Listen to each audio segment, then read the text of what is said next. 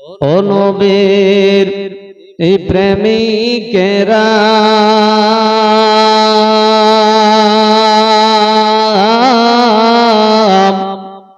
দিশে হারাও গো মরণের ভয় করে না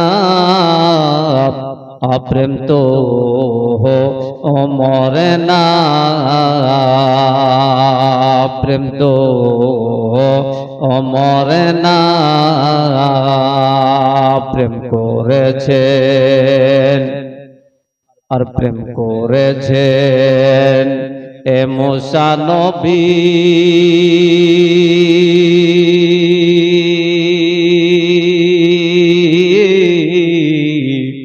প্রেম করেছেন এ মুসা নবী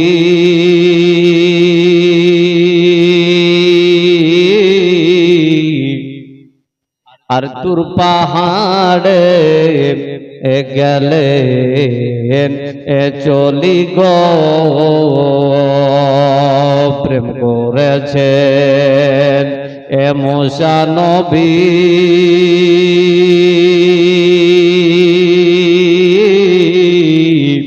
আর তুর পাহাড়ে গেলেন এ চলি গো আর খোদার নূরে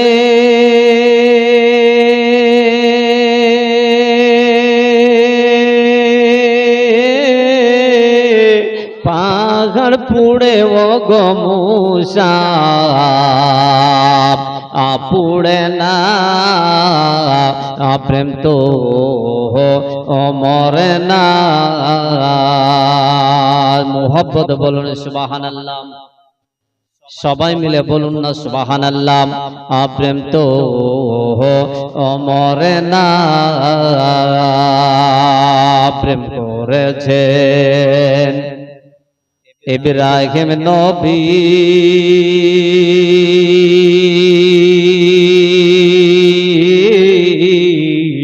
প্রেম করেছেন ইব্রাহিম নবী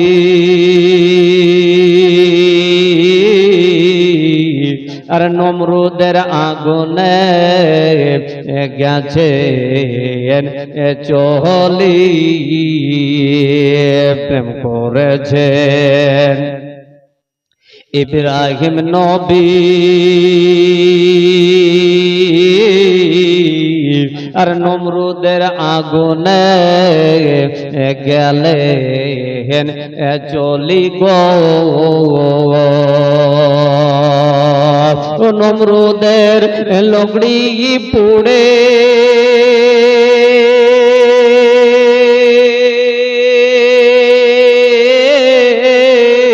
ফুল বাগিচা নবী ইব্রাহিম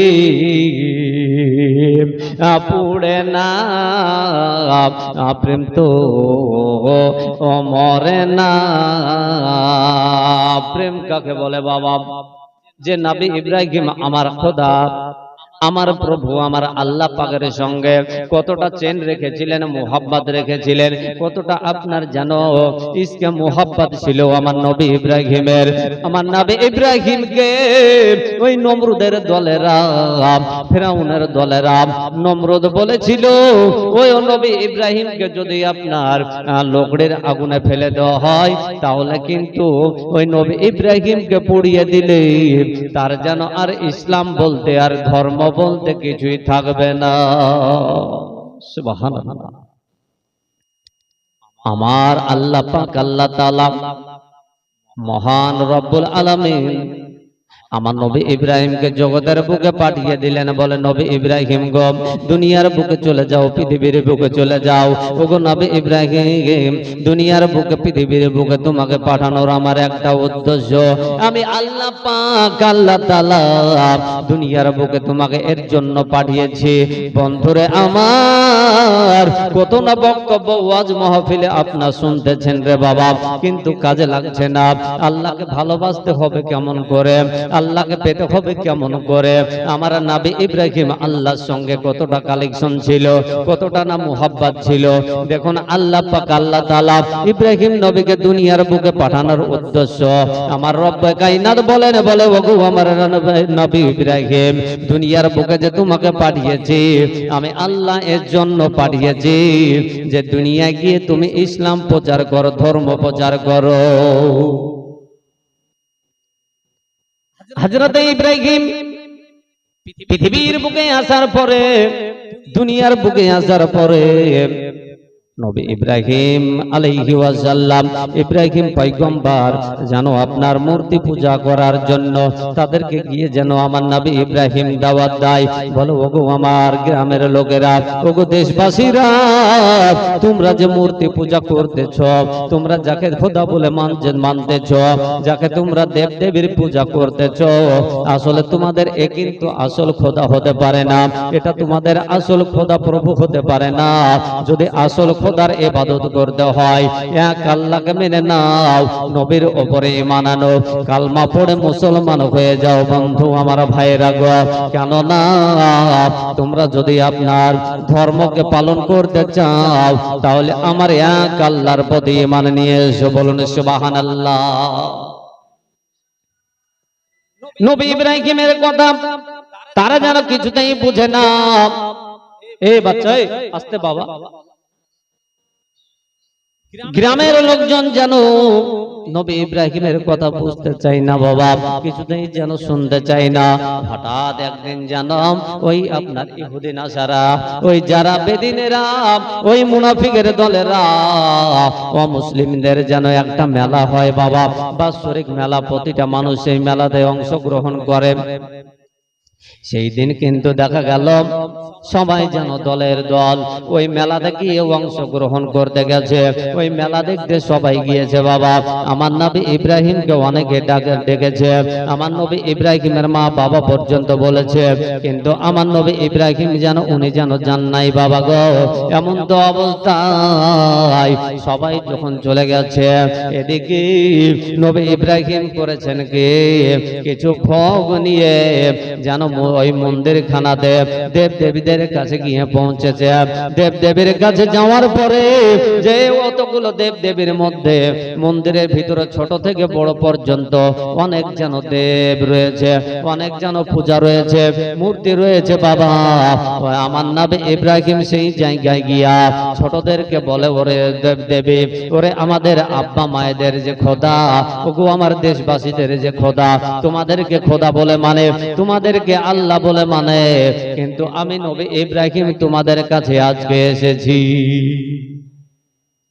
আজকে এসেছি যদি আমি বার্তা বলতে চাই, কিছু কথা বলতে চাই, যদি আজকে তোমরা মেনে নাও তো ভালো, নচেত কিন্তু তোমাদের খুব খারাপ আছে, তোমাদের কপালে খুব কষ্ট আছে। ছোট ছোট পূজাগুলাকে বলতেছেন নাও ভোগ খেয়ে নাও, তারা খেলো না। তারপরে যারা আছে তাদেরকে বলা হলো, বলো ভোগ খেয়ে নাও, প্রভু এই যে আমি তোমাদের সম্মুখে নিয়ে এসেছি খাবার, এই খাবারগুলো খেয়ে নাও, কিন্তু কিছুতেই কেউ যেন খাচ্ছে না।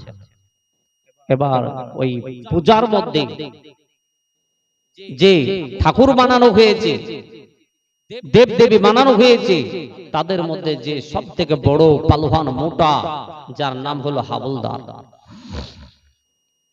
ওই পেটুক হাবলদারকে গিয়ে বলতেছেন, বলে সমস্ত খোদার সর্দার তুমি, তুমি তো সমস্ত প্রভুর সর্দার বাদশাহ, সব থেকে তুমি বড় খোদা, অতএব তোমাকে দিচ্ছি আমার এই ফলগুলো, ভোগগুলো তুমি খেয়ে নাও।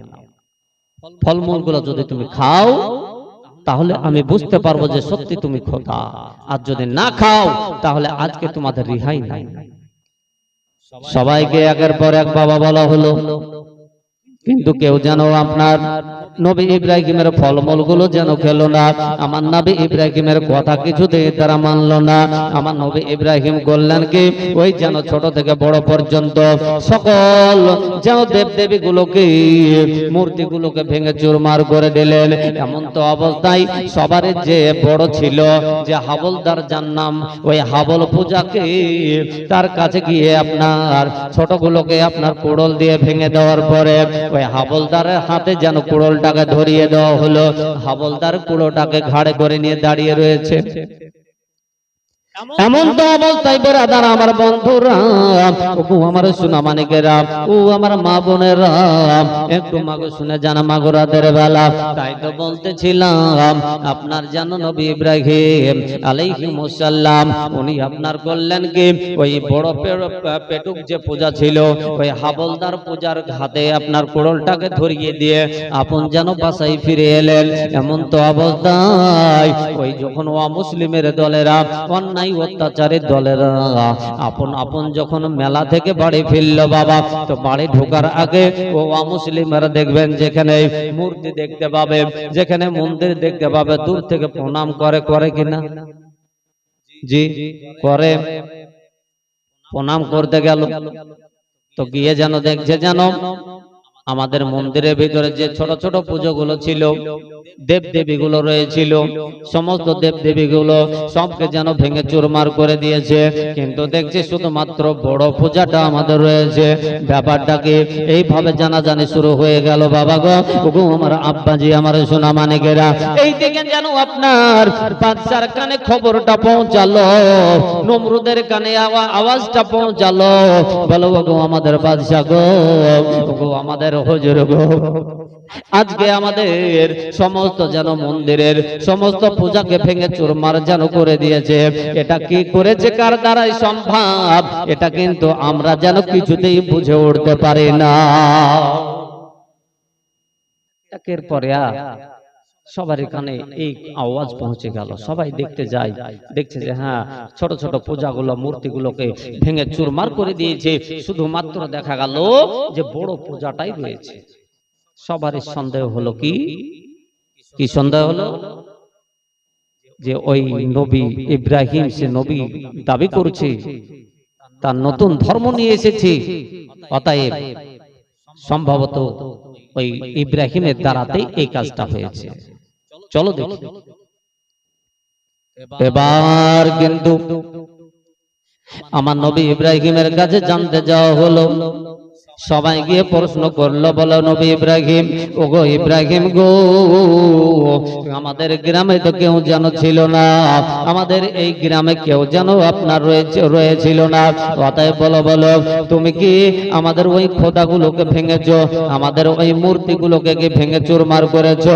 নবী ইব্রাহিম একটাই কথা বলে উঠলেন, বলো ওগো শোনো দেশবাসীরা, ওগো গ্রামবাসীরা, শোনো শোনো, আমি যদি তোমাদের খোদাগুলোকে আমি ভেঙে দিই, আমি যদি তোমাদের মূর্তিগুলোকে ভেঙে চুরমার করে দিই, তাহলে চলো তোমাদের মূর্তিকে গিয়ে জিজ্ঞাসা করো, বলে ওই যে তোমাদের পূজার মধ্যে মূর্তির মধ্যে যে হেড রয়েছে, ওই হেডকে আগে জিজ্ঞাসা করো। চলো নিয়ে যাওয়া হলো বাবা। নিয়ে যাওয়ার পরে এবার কিন্তু ওই আপনার যে মূর্তির মধ্যে যে সর্দার ছিল হাবলদার, হাবলদারকে গিয়ে জিজ্ঞাসা করা হলো, কিন্তু মাটির পূজা কি বাবা কথা বলতে পারে? এই বাবা পারে? পারে না। মাটির পূজা কি নড়তে পারে? নড়াচড়া করতে পারে না। মাটির পূজা কি আপনার যেন কিছু খেতে পারে না? না না পারে না। কিন্তু তাকে তারা খোদা বলে মানে, বলে তোমাদের খোদাই তো বলে দিতে পারবে। এমন তো অবস্থায় ও আমার বাবা, আমার ভাইয়েরা মুসলমান গো, নবী ইব্রাহিমকে হুমকি দাও হলো মেরে দেওয়ার জন্য, ইব্রাহিম নবীকে যেন শেষ করার জন্য ওই নমরুদ জালিম বাদশাহ সে যেন এইভাবে আপনার আইন পাস করলো, বলে ওই নবী ইব্রাহিমকে যেখানে পাবে শেষ করে দিতে হবে, বলে যেন মারার জন্য এলান হয়ে গেল। এক দুই করতে করতে করতে আমার নবী ইব্রাহিমের মা যেন বলতেছেন, বেটাকে কেমন করে নিজের ছেলেকে বাঁচাবো গো, নিজের সন্তানকে কোথায় গিয়ে আমি আড়ালে লুকাবো, কার বাড়িতে রাখবো? গ্রামের লোকজন সবাই তো তারা এক হয়ে আছে। কথাই বললেন কি, আপনার ইব্রাহিমের আম্মু জান উনি যেন আপনার লুকায়িত ভাবে ছোপায়িত ভাবে লুকিয়ে চুরিয়ে উনি আপনার অন্য জায়গাতে রেখে আসলেন। যে জায়গাতে রেখে এলেন ওটা হলো যেন নিজের ভাইয়ের বাড়ি, মানে ইব্রাহিম নবীর যেন আপনার নিজস্ব মামার বাড়িতে। আমার নবী ইব্রাহিম ওনার মামার বাড়িতে রেখে আসা হলো। মামার বাড়িতে যখন থাকতে শুরু করলেন, থাকতে থাকতে থাকতে অনেক দিন সেখানে অতিবাহিত করার পরে আস্তে আস্তে নবী ইব্রাহিম যেন বড় হলো। বড় হওয়ার পর আমার নবী ইব্রাহিম যখন আপনার কিছুটা যখন বড় হলেন, তো মামা আর মামির প্রস্তাব হলো কি যে আস্তে আস্তে ছেলেটা তো বড় হলো, এখন এই ছেলেটাকে তো বসিয়ে বসিয়ে এইভাবে খাওয়ানো পড়ানো সম্ভব না। স্বামী আর স্ত্রী মামা আর মামি যুক্তি করে বলল যে ইব্রাহিম নবীকে কিছু ছাগল চড়াতে দেওয়া হোক। জোরসে বলেন কি করা হোক? ছাগল চড়াতে দেওয়া হোক। কয়েকটি ছাগল নবী ইব্রাহিমকে চড়াতে দেওয়া হলো। এইভাবে বাবা দিনের পর দিন কেটে যায়, রাত্রে পর রাত্রি চলে যায়। আস্তে আস্তে আস্তে আস্তে আস্তে নবী ইব্রাহিম যেন আপনার বড় হলেন। নিজের মামি যেন প্রস্তাব রাখলেন মামার কাছে, নিজের স্বামীকে বলতেছে, বলো ওগো প্রাণের স্বামী গো, তোমার ভাগিনা যে আমাদের বাড়িতে খেয়ে পড়ে যেন বড় হলো, অতএব আমাদের ঘরে তো একটা কন্যা সন্তান রয়েছে, ওই কন্যা সন্তানটার সঙ্গে যদি বিবাহটা আমরা ইব্রাহিমের দিই তো কেমন হবে? আপনি প্রস্তাব নিয়ে ও নবী ইব্রাহিমের সঙ্গে আপনার ভাগনা ইব্রাহিমের সঙ্গে বিবাহটা আমরা দেব বলে যেন প্রস্তাব খানার স্বামী আর স্ত্রীর মধ্যে এক হলো। মামা বলতেছেন, বলে ওগো আমার ভাগনা ইব্রাহিম, শোনো শোনো শোনো ভাগনা গো, তোমার সঙ্গে একটু আমার যে কথা রয়েছে একটু দাঁড়িয়ে যাও। নবী ইব্রাহিমকে বলা হলো, বলো ভাগনা তুমি আমার বাড়ি থেকে ছোট থেকে আমার বাড়িতে তুমি লালন পালন হয়ে বড় হয়েছো, অতএব একটা আমার যে একটা মনের আশা আছে ভাগনা, ভাগনা গো ইব্রাহিম, আমার একটা ঘরে কন্যা সন্তান আছে, কোথাও না কোথাও বিবাহ শাদী দিতে হবে। এই বিয়ের জন্য কোথায় আমি যাব? অতএব প্রস্তাব নিয়েছি তোমার সঙ্গেই আমি বিবাহ দিব। ভাগনা তুমি বলো রাজি আছো কি না আছো? কিভাবে সম্ভব? যেহেতু নবী ইব্রাহিমের যেন কিছুই নেই, যদি বিবাহ করতে হয় তো কমসে কম তো দেখা যাবে যে কিছু দেলমোহর, যে আমাদের বিবাহ দিনে দেলমোহর বাঁধা হয়, হয় না? এই দেলমোহর আমি কিসের দ্বারা দেব? এ বাবা, ওগো আমার ভাইরা, ও আমার সুন্নি তরুণ নওজোয়ান ভাইরা গো, একটু যুবক শুনে যাও গো। নবী ইব্রাহিম বলতেছেন, মামা গো আপনার মেয়ের সঙ্গে যে আমি বিবাহ করব তা আমি কেমন করে করব গো মামা? কেননা আমার যে যখন বিবাহ হবে, আমার যখন শাদী হবে, আপনার মেয়ের সঙ্গে বিবাহের সময় যে দেলমোহরটা বাঁধা হবে, ওই দেলমোহরটা আমি কিসের দ্বারা শোধ করব, পরিশোধ দেব? নিজের মামা বলতেছেন, বলে ভাগনা ইব্রাহিম এ নিয়ে তোমাকে চিন্তা টেনশন করতে হবে না, এটা নিয়ে তোমাকে ভাবনা করতে হবে না। বলে কেন মামা? শোনো শোনো শোনো শোনো ইব্রাহিম, তুমি যে ছাগল বকরি গুলা চড়াও, এই ছাগল বকরি গুলোর মধ্যে যে এই বছর যে আপনার ছাগলের খাসি ছাগল হবে, ওই খাসি ছাগল গুলো যাও, আমি কথা দিলাম, ওয়াদা করলাম যে এগুলো হলো তোমার, এই ছাগল দ্বারা তুমি দেলমোহর শোধ করবে। বলুন সুবহানাল্লাহ। আল্লাহ পাক আল্লাহ তাআলা আমার নবী ইব্রাহিমের যেন শাদীকে বিবাহকে কবুল করেছেন। সেই বছরেই ছাগলের বকরির যে বাচ্চা হচ্ছে, যেটারই বাচ্চা হয় সেটাই যেন খাসি বাচ্চা হয়। সুবহানাল্লাহ। প্রত্যেকটা ছাগলের খাসি ছাগল বাচ্চা হলো, ওই ছাগলের দ্বারা দেলমোহর পরিশোধ করা হলো। এখনো অবস্থায় আব্বাজি আমার সুলামানিক এবার কিন্তু অনেক দিন আপনার যেন মামার বাড়িতে থাকা হলো। হযরত হাজেরার সঙ্গে নবী ইব্রাহিমের বিবাহটা দেওয়া হলো। আব্বাজি আমার সোনা মানিক, ওগো আমার সুন্নি তরুণ নওজোয়ান ভাইয়েরা, এ যুবক গো, শ্বশুর বাড়িতে এইভাবে মামার বাড়িতে স্বামী আর স্ত্রী অনেক দিন কাটানোর পরে নিজের যেন স্ত্রীকে বলতেছে, নিজের যেন মামা ও মামিকে বলতেছে, আমার নবী ইব্রাহিম বললেন, বলে শুনো আমাকে যেতে হবে নিজের দেশে, আর যাওয়ার পরে আমার গ্রামবাসীকে আত্মীয় স্বজনকে কালমা পড়িয়ে মুসলমান বানাতে হবে, কেননা আমি নবী হিসাবে এটাই আমার হলো দায়িত্ব, এটাই হচ্ছে আমার দায়িত্ব। আমাকে যেতে হবে আমার নিজের দেশে। হযরত মা হাজরাকে সঁপে দেওয়া হলো, নিজের আম্মা নিজের মামা ও মামির কাছ থেকে বিদায় নেওয়া হলো, যাবে এবার কিন্তু আপন নিজের দেশে। বলেন সুবহানাল্লাহ। এ বাবা আস্তে আস্তে আস্তে রওনা দেওয়া হলো, চলতে চলতে চলতে চলতে যেতে যেতে যেতে যেতে এমন তো অবস্থায় যেন আপনার নিজস্ব গ্রামের দিকে পৌঁছে গেছেন। এবার কিন্তু লোকজন আবার দেখে নবী ইব্রাহিমকে দেখে অবাক। এবার কিন্তু আবার নমরুদের কানে আপনার খবর হয়ে গেল, হুজুর যে ইব্রাহিম পালিয়ে গেছিল, নবী ইব্রাহিম আবার দেশে ফিরে এসেছে। আমার নবী ইব্রাহিম বলে শোনো গো ও নমরুদের দলেরা, গো শোনো শোনো শোনো বেঈমানের দলেরা, অন্যায় অত্যাচারের দলেরা, শোনো গো অমুসলিমের দলেরা, আমি এসেছি কমসে কম আমার নিজের আত্মীয় স্বজন খানদান পরিধানকে আমি কালমা পড়াবো, দেশবাসীকে আমি কালমা পড়িয়ে মুসলমান বানাবো। এসো তোমরা যদি কালমা পড়তে ইচ্ছুক হও, আমার এক আল্লাহকে যদি মানতে যাও, এসো আমার কথা মতো এক আল্লাহর প্রতি ঈমান এনে তোমরা জানো কালমা পড়ে মুসলমান হয়ে যাও। আল্লাহুম্মা জোরসে মাওলানা মুহাম্মাদ ওয়ালা পাইলে নিরালাই গো নবী, পাইলে নিরালাই, পাইলে নিরালাই গো নবী, পাইলে নিরালাই। আমি দুই কদমে চুমা খাবো, আমি দুই কদমে চুমা খাবো, চরণ ধুলি মাখবো গায়। পাইলে নিরালাই গো নবী, পাইলে নিরালাই। একবার কি হবে না?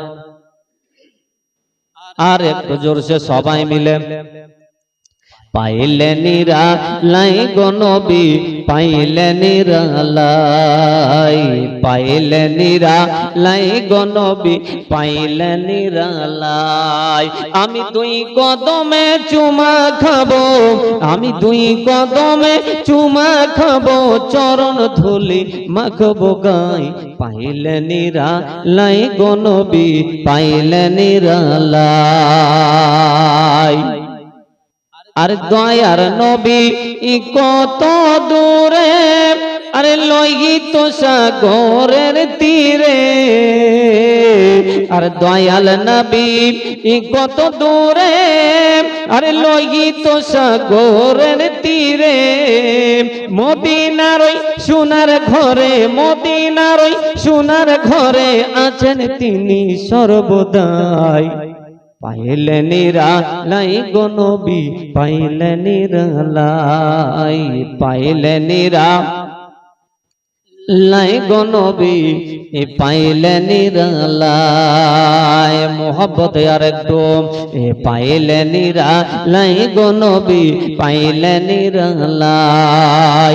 উম্মতি উম্মতি বলে আর কাঁদেন নবী জীবন ভরে, উম্মতি উম্মতি বলেন আরে কাঁদেন নবী জীবন ভরে। আর এখনো কাঁদেন তিনি, এখনো কাঁদেন তিনি, পাপী উম্মতের মায়ায়। পাইলে নিরালাই গো নবী, পাইলে নিরালাই, পাইলে নিরালাই গো নবী, পাইলে নিরালাই। আব্বাজি আমার সোনা মানিক হযরত ইব্রাহিম নবীকে যখন আপনার চ্যালেঞ্জ ঘোষণা করা হলো, ইব্রাহিম বলতেছেন বলো বলো তোমাদের কি চ্যালেঞ্জ রয়েছে। নমরুদ ফেরাউন নমরুদের দল লোকজন নমরুদ বলতেছে, বলে ওই ইব্রাহিম যে আল্লাহর বাণী আল্লাহর কথা নিয়ে আসতেছে, তবে ওই আপনার ইব্রাহিমের আল্লাহর সঙ্গে আমি চ্যালেঞ্জ ঘোষণা করলাম, ওর আল্লাহর সঙ্গে আমি লড়াই করতে চাই। এমন তো অবস্থা বেরাদার এই চ্যালেঞ্জকে গ্রহণ করে নিলেন। ইব্রাহিম নবী বলেন, ওরে ফেরাউন রে, আয় তবে আমার আল্লাহর সঙ্গে যদি লড়তে চাস, আয় একবার আমার আল্লাহর কেরামত খানা দেখে নে, আল্লাহ পাকের যেন আপনার হিকমত খানা দেখে নে। এমন তো অবস্থা লড়াইয়ের যেন আপনার প্রস্তাব নেওয়া হয়ে গেছে। এমন তো অবস্থা বেরাদার লড়াইয়ের ময়দানে নেমে যাওয়া হলো। এমনকি আপনার ফেরাউনের দল যেন অনেক হাজারো হাজারো লোক, আর নবী ইব্রাহিমের দিকে কেউ যেন নেই বাবা। ইব্রাহিম নবীকে আপনার যেন হুমকি দিতে দিতে দিতে দিতে আমার নবী ইব্রাহিম যেন আল্লাহ পাকের সঙ্গে কথা বলতেছেন, আল্লাহ পাকের সঙ্গে যেন আপনার কথা বলছেন। বলে, রব্বে কারিম পরওয়ারদিগারে আলম, আল্লাহ গো, ওগো আমার আল্লাহ, তুমি একবার যেন তোমার ক্ষমতা খানা দেখিয়ে দাও, তোমার যেন একবার হিকমত খানা দেখিয়ে দাও। আমার আল্লাহ বলুন তো পারেন কি পারেন না? আল্লাহ সব পারেন।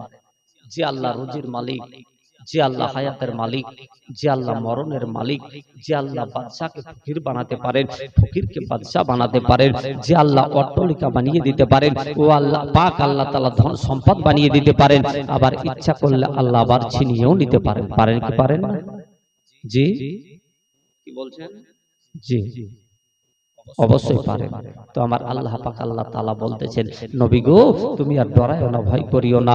দেখো আমি আল্লাহ কি করি, আমার বন্ধুর কথাতে আল্লাহ পাক আল্লাহ তাআলা নবী ইব্রাহিমের কথা মতো আপনার ফেরেশতাকে ডাক দিয়ে বলেন, বলে ফেরেশতা, তোমরা এক কাজ করো, আমার নবীর দিক থেকে তোমরা দল হয়ে চলে যাও, তোমরা যেন মশা হয়ে যাও।